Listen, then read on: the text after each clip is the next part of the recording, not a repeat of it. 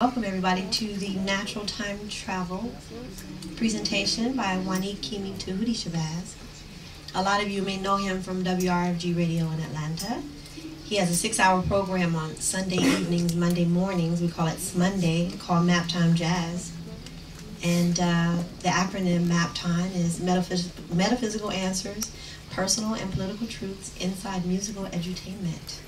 And that's what you get in 6 hours. Mama Kaya and Baba Baratunde have been on the program frequently. Wayne Chandler. Have we had Yasir around? Has Yasir been on? Yes, yes. But if you're familiar with that, a lot of you also are familiar with Wanique because he's the director of operations at WRFG. And basically he's the one of 2 employees there. In addition to that, he's the CEO and founder of Melanin 6. It's a health emporium. So Natural Time is very connected to the healing of the body. It has a lot to do with wellness.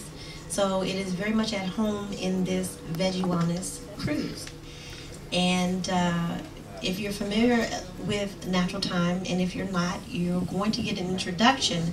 However, we encourage you to register for our classes online. Our website is melanin6.com. And if you're not able to take the classes in Atlanta, we do have DVDs available. You can take them home and do some home self-study, but you do need your galactic signature also. 3-part process. Galactic signature chart, 13 moon calendar, Step away from the speaker.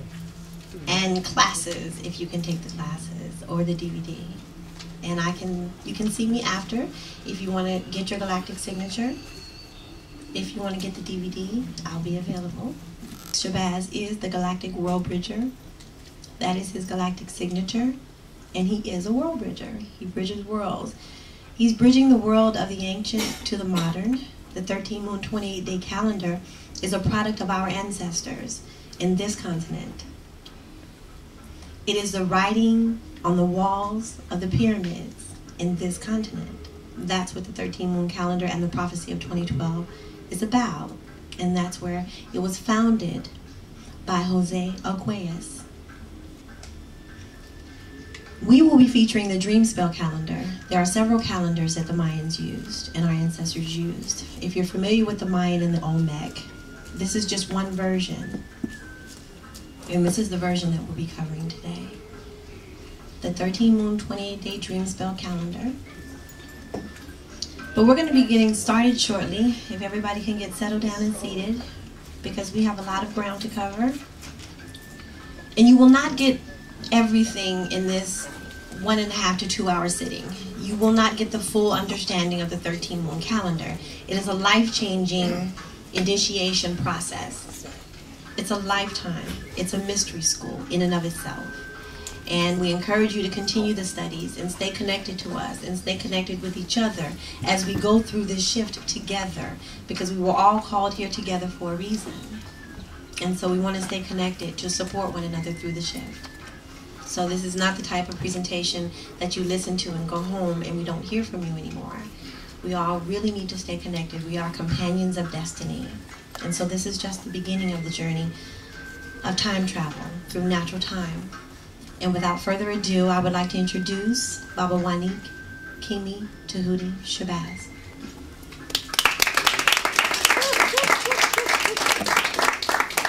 Thank you, Sacred Woman Set Squad. Can we give it up for her? If you don't want to give it up for me, I will time. So let's give it up for her, not much. Because we need to take care of those who take care of us. And very rarely do we recognize, even though she says she's not trying to be pretty, I'm trying to be pretty. But the truth is that we need to make sure we support each other, and that's really, truly what's happening right now. We're in this very auspicious time. I do appreciate that all of you made your adjustments after making your adjustments and continue to make adjustments. And there's going to be some more adjustments you're going to have to make, trust me, because you're just beginning. We're in a time where there's nothing but adjustments to be made in the moment. So we have to be able to hold our peace, hold our position, focus, and make the adjustment, because it could be deadly for us. If you choose not to be here, then we'll see that in your absence, because obviously the end result speaks for itself, right? So what we want to do in opening up we want to make sure we give homage to the ancestors of the indigenous Omeg Maya. We talk a lot about the different ways that we give homage to our ancestors, and we talk about that from most times, it's from the Kemetic sense, and that's not inappropriate, nor is it something we ought not be doing. Yet, I think we sometimes miscalculate where our ancestors are, and think that there's somewhere else to go to. I think that we're in a good place to be on the water now, having this conversation, this jurisdictional, international conversation, because we need to talk about where we are in respect to the landmass while we're on the water. I think it's even safer to do it on the water than we do it on the land masses that we are currently on. So what we're going to do, how we open up and how we honor the ancestors, it doesn't breach your agreement, with your own already set belief systems. I usually like to say BS because it's easier to say because I have a lips, so I don't have to say BS, for short, for your belief systems, okay, whatever they may be, right? So we can get back into what is really truly our indigenous knowing. So therefore, when you begin to give homage or you give honor to the ancestors, it's not something that you have to be afraid that you're giving up something or you're joining something. We're not here to recruit you to do anything but to return to yourself. And that's probably the most difficult thing that we have, is to return to ourselves, because we're afraid of what lays there.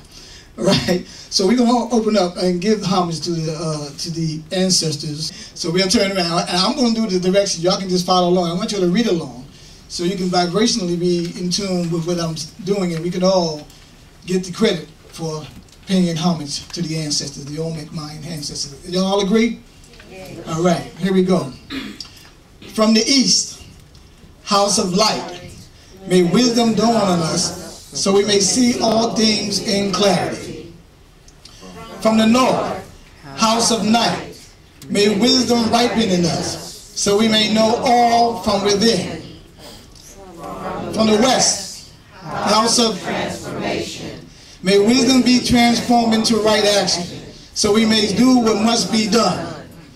From the south, house of eternal sun, may right action reap the harvest, so we may reap fruits planetary being. From above, house of heaven, where star people ancestors gather, may their blessings come to us now. From below, house of earth, may the heartbeat of our crystal core bless us with harmonies to end all war. From the center, galactic source, which is everywhere at once, may everything be known in the light of mutual love. Hunaku, Eva Maya, Emaho. Ayum, Hunaku, Eva Maya, Emaho. Ayum, Hunaku, Eva Maya, Emaho. All hail the harmony of mind and nature. In that case, Ashe. So as we get started, we want to talk more about where we are. And we want to, again, thank you for coming, showing up, making the adjustment, as I said. And obviously, this is a very important process that we're going to make so we can navigate, in this vessel. And as we're navigating on this vessel, we have to see the significances of that and see how that's symbolic to what we need to do. We also need to open our minds, right? Clear our minds. We had some great, very preliminary presentations that makes this presentation very, very easy. I want to give thanks to our brother Yashir Rahotep for allowing this to be an easy presentation. Brother Wayne Chandler for making this an easy presentation, taking the pressure off a brother. There's nothing better than have to follow the greats who have laid the groundwork. And the House of Anu, brothers, are they Temple of Anu? Are they with us? Very important information that we have been offered thus far. We want to also make sure that we give honor to the host and the hostess of this particular cruise. Well, if not for them, none of us would be here. Of course, Brother Baratunde, our sister, Mama Kaya, she returned? Yes. All right, this is okay. I want to give things, stand up, y'all. Give them, stand up. These are gateways.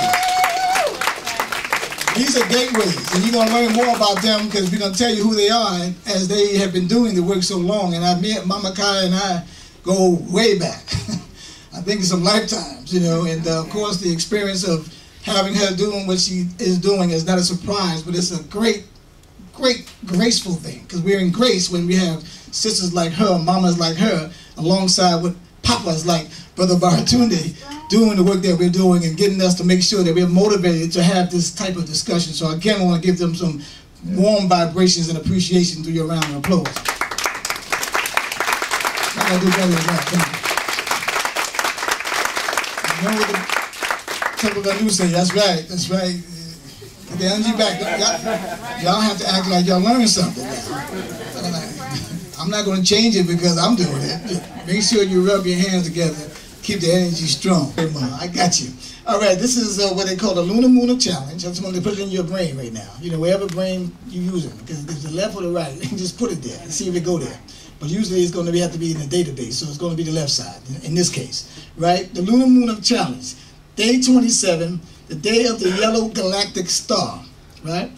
The plasma says Limi. It has what? 3 dots and a bar. Kin is 8. The tone is 8. The seal is Lamat. The moon phase is this. I harmonize in order to beautify. Modeling art. I seal the store of elegance with the galactic tone of integrity. I am guided by the power of free will. Y'all get that?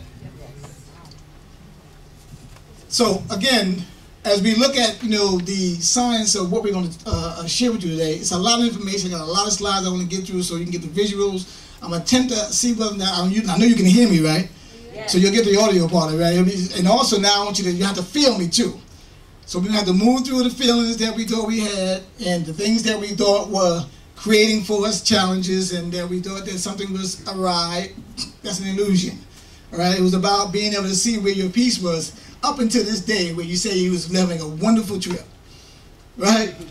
So now something always comes to challenge whether or not that's true or not.